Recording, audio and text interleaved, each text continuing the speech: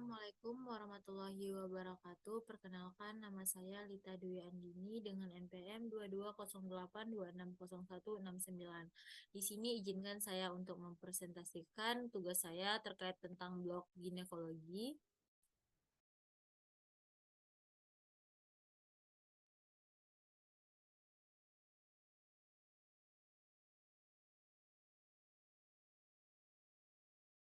Hmm,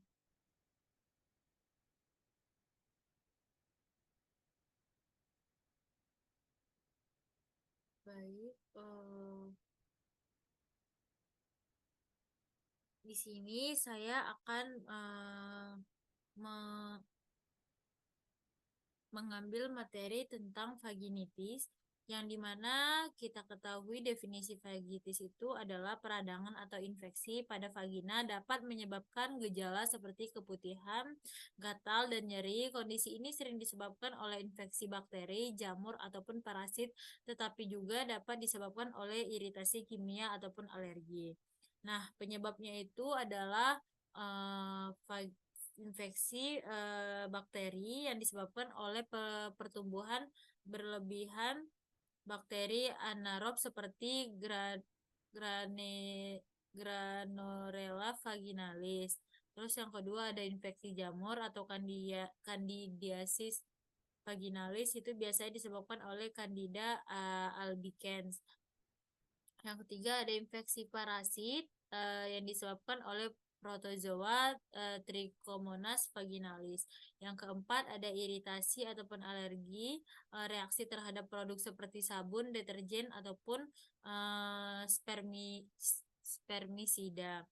Yang kelima ada atrofi vagina, penurunan kadar estrogen eh, biasanya pada wanita pasca ataupun uh, menopause disebabkan uh, penipisan dan kekeringan dinding vagina. Faktor resikonya itu apa-apa saja. Yang pertama itu ada penggunaan antibiotik, dapat mengganggu keseimbangan flora normal vagina. Yang kedua itu ada kehamilan. Nah, kehamilan itu perubahan hormonal dapat meningkatkan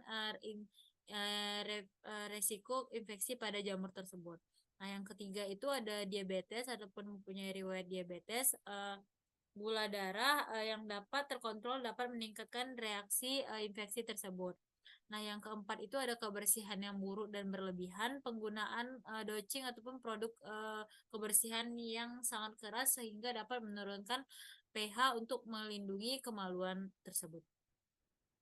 Yang kelima itu tentang seksual, yang dimana mungkin sering menggonta-ganti pasangan dan tidak memakai kontrasepsi atau pengaman. Yang keenam itu ada penurunan imunitas terkait dengan penyakit ataupun obat-obat yang menekan sistem kekebalan tubuh. Nah, patofisiologinya itu ada 4. Yang pertama itu di bagian gangguan flora vagina itu vaginitis terjadi ketika keseimbangan normal bakteri dan jamur vagina terganggu. Nah, untuk infeksinya itu adalah ketika patogen seperti bakteri, jamur ataupun parasit tumbuh berlebihan masuk ke dalam vagina menyebabkan peradangan sehingga terjadinya infeksi. Nah, untuk ketiga itu ada iritasi yang dimana bahan kimia ataupun fisik menyebabkan eh, peradangan pada mukosa vagina tersebut.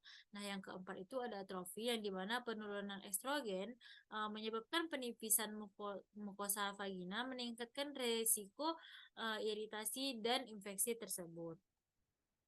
Nah, kalau untuk gejalanya itu ada apa saja? Yang pertama itu ada keputihan yang terlalu abnormal, terus juga gatal, nyeri saat berhubungan seks, nyeri saat membuang air kecil. Untuk riwayat seksualnya itu adalah sering menggonta-ganti pasangan dan tidak menggunakan kontrasepsi dalam melakukan seksual.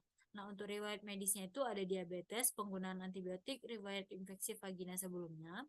Untuk riwayat kebersihannya itu sering menggunakan produk-produk untuk membersihkan vagina yang berbahan terlalu keras. Untuk pemeriksaan fisiknya itu ada infeksi vagina, itu pemeriksaan visual vagina dan vulva untuk melihat tanda-tanda iritasi, keputihan atau lesi. Nah, untuk yang kedua itu ada spekulum, pemeriksaan dengan spekulum untuk melihat lebih jelas ke dalam vagina dan serviks tersebut. Ketiga ada palpasi, pemeriksaan bimanual untuk mengevaluasi nyeri ataupun pembesaran pada organ panggul tersebut. Nah, untuk pemeriksaan penunjangnya itu ada mikroskopis yang dimana kita itu akan memeriksa keputihan di bawah mikroskop untuk melihat bakteri, jamur, atau parasitnya. Nah, untuk pH vagina itu ada pengukuran pH yang dimana normalnya itu 3,8 sampai 45. Nah, di bawah itu ataupun di atas itu sudah tidak normal lagi. Yang dimana ada kelainan dalam keputihannya. Nah, untuk tes PIV itu adalah penambahan KUH untuk ke sampel keputihan untuk mendeteksi bau amis yang khas pada bakterial vaginalis. Nah, keputihan kita itu umumnya emang ada khas untuk baunya, tetapi tidak dengan adanya kelainan yang adanya bakteri, jamur ataupun parasit itu lebih keras atau lebih pekat untuk baunya tersebut. Nah, itu makanya kita akan menambahkan KUH-nya agar supaya kita bisa lebih tahu untuk mendeteksi yang mana bau khas keputihan normal ataupun abnormal. Nah, untuk kurtul itu adalah untuk mendeteksi patogen lebih spesifik lagi untuk tentang keputihannya. Baik, untuk tata laksananya itu yang untuk bakterial vaginosis itu kita kasih metronidazole 500 mg 2 kali dalam sehari selama 7 sampai 5 hari. Nah, untuk candidiasis vaginalis itu kita kasih fluconazole 150 mg dosis tunggal. Terus kita bakal kasih krim pada vaginanya juga yaitu clotrimazole 1% sekali dalam sehari selama 7 sampai 14 hari atau 1 minggu sampai 2 minggu. Nah, untuk yang ketiga itu ada trichomoniasis, sama kita kasih juga metronidazole 2 gram ataupun 500 mg 2 kali dalam sehari selama 7 hari. Nah, untuk atrofi vaginanya itu ada estrogen vaginal, krim estrogen vaginal 0,01% sekali sehari selama 1-2 minggu. Nah, untuk edukasinya itu adalah hindari pemakaian bahan-bahan kimia ataupun sabun-sabun untuk membersihkan vagina karena kita tidak tahu semakin kerasnya bahan kimia yang dipakai akan semakin hilangnya kadar pH sehingga tidak dapat berfungsi untuk menjaga kekebalan dalam vagina kita. Terus juga kebersihan menggunakan sering tidak menggunakan celana dalam atau pakaian dalam yang terlalu ketat sehingga dapat mengiritasi bagian dinding vagina. Terus juga penggunaan kontrasepsi ataupun kondom untuk mengurangi resiko infeksinya penularan seksual. Nah, terus juga dihindari ataupun dihilangi untuk menggonta-ganti pada pasangan kita ketika kita melakukan hubungan seks tersebut. Nah, beberapa di sini ada bakal menjadi komplikasi ya. Yang pertama itu ada infeksi pelvik jika infeksi menyebar ke organ bagian panggung lainnya.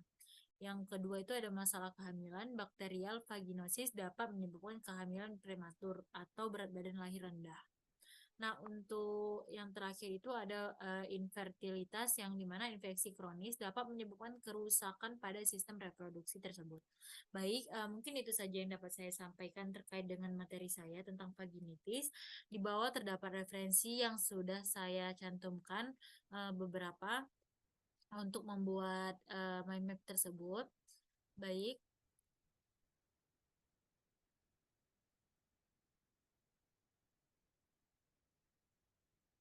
Baik, sekian presentasi saya. Kurang dan lebih saya mohon maaf. Kepada Allah saya mohon ampun. Wabillahi wa taufiq wal hidayah. Assalamualaikum warahmatullahi wabarakatuh. Terima kasih semuanya.